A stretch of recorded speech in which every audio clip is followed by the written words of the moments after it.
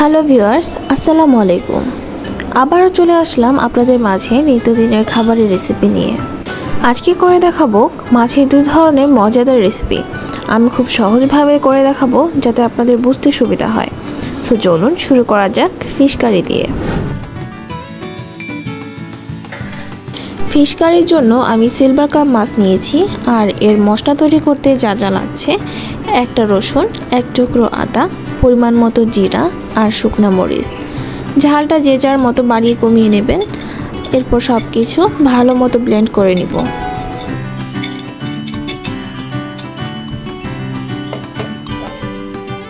এবার মাছের ম্যারিনেশনের জন্য নিচ্ছি 1 টিস্পুন লবণ এবং সামান্য হলুদের গুঁড়া। এরপর ভালো মতো মাখিয়ে রাখবো। অন্যদিকে একটি প্যানে পরিমাণ মতো তেল দিয়ে ভালো মতো গরম করে তারপর মাছ দিয়ে দিব। অবশ্যই ভাজার আগে তেল ভালো মতো গরম হতে হবে, আদারওয়াইজ মাছ কিন্তু প্যানের তলার সাথে লেগে যেতে পারে। ভাজার সময় খেয়াল রাখতে হবে যাতে পুড়ে না যায়। উল্টিয়ে পাল্টিয়ে ভালোভাবে ভেজে নিতে হবে যতক্ষণ পর্যন্ত না হালকা ব্রাউন কালার হয়ে আসছে। একই তেলে দিয়ে দেব কুচি করে রাখা পেঁয়াজ এবং ফালি করা মরিচ। এরপরে হালকা হাতে একটু নেড়ে দিতে হবে। এর সাথে দিয়ে দিয়েছি 3 চামচ ব্লেন্ড করে রাখা সেই মশলার পেস্ট। এবার ভালো মতো মশলাগুলোকে কষাতে হবে। হালকা কষানোর পর সাথে এড করছি পরিমাণ মতো লবণ এবং হলুদ গুঁড়া। আপনারা যে যার স্বাদ অনুযায়ী দিয়ে নেবেন। এড করছি সামান্য পানি যাতে পেঁয়াজগুলো পুড়ে না যায়। এরপর হালকা একটু নেড়ে দিয়ে ঢাকনা দিয়ে কুক করব 4 থেকে 5 মিনিটের জন্য, যাতে মশলাগুলোর কাঁচা গন্ধ না থাকে। পানি যখন শুকিয়ে আসবে ঠিক এই সময় দিয়ে দিতে হবে ভেজে রাখা মাছ। এরপর হালকা উল্টিয়ে পাল্টিয়ে নাড়ব যাতে মশলাগুলো মাছের গায়ে ভালো মতো লেগে যায়। এই সময় অ্যাড করব 1 কাপ নর্মাল পানি এবং ঢাকনা দিয়ে রেখে দিব 5 থেকে 6 মিনিটের জন্য। অন্যদিকে চলুন দেখে আসি মাছ দিয়ে তৈরি মজাদার আরেকটি রেসিপি। কচুরমুখী বেগুন দিয়ে সিলভার কাপ মাছ করতে লাগছে 500 গ্রাম কচুরমুখী এবং বেগুন 250 গ্রাম। একটি প্যানে তেল দিয়ে গরম করে নিচ্ছি। এবার দিয়ে দিব কুচি করে রাখা পেঁয়াজ এবং ফালি করা মরিচ। ভালো করে নাড়ব যতক্ষণ পর্যন্ত না লাইট ব্রাউন হচ্ছে। হালকা ভেজে নেওয়ার পর এড করব ব্লেন্ড করে রাখা সেই মশলা। এই মশলাটি আমি মাছের কারিতেও ব্যবহার করেছি এবং এখানেও ব্যবহার করব।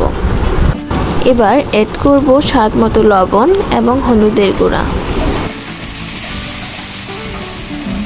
মশলাগুলো ভালোভাবে কষানো হলে দিয়ে দেব কচুরমুখী। আবারও উল্টিয়ে পাল্টিয়ে কষাতে হবে। খাবারের স্বাদ কিন্তু ডিপেন্ড করে এই মশলা এবং কষানোর উপরেই। নিচে যাতে পুড়ে না যায় তাই অ্যাড করছি 1/2 কাপ নর্মাল পানি। ভালোভাবে সেদ্ধ করার জন্য ঢাকনা দিয়ে অপেক্ষা করব 10 মিনিটের জন্য।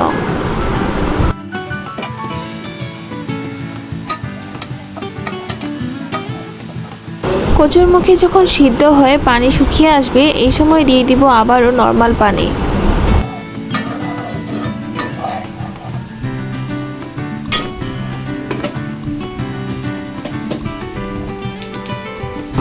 ঢাকনা দিয়ে 5 মিনিট লো ফ্লেমে রাখার পর অ্যাড করতে হবে বেগুন।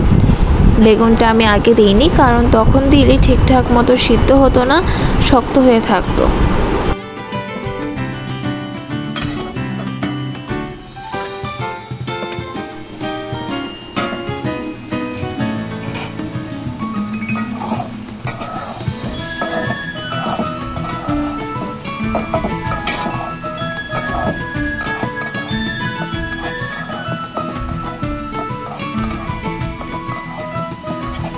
বেগুনটা দিয়ে ভালো মতো কষানোর পরে অ্যাড করব 2 কাপ পানি। এখানে আপনারা নিজেদের পরিমাণ মতো পানি দিয়ে নেবেন, যে যেরকমটা ঝোল চান। এবার দিয়ে নিচ্ছি রান্না করে রাখা মাছ। আপনারা চাইলে মাছ ভেজে তারপরে দিয়ে দিতে পারেন, আবার আমার মতো রান্না করা মাছও দিতে পারেন। তবে আমি রান্না করা মাছটাই প্রেফার করি কারণ এতে মশলাগুলো ভালো মতো ঢুকে যায় এবং খেতেও বেশ ভালো লাগে।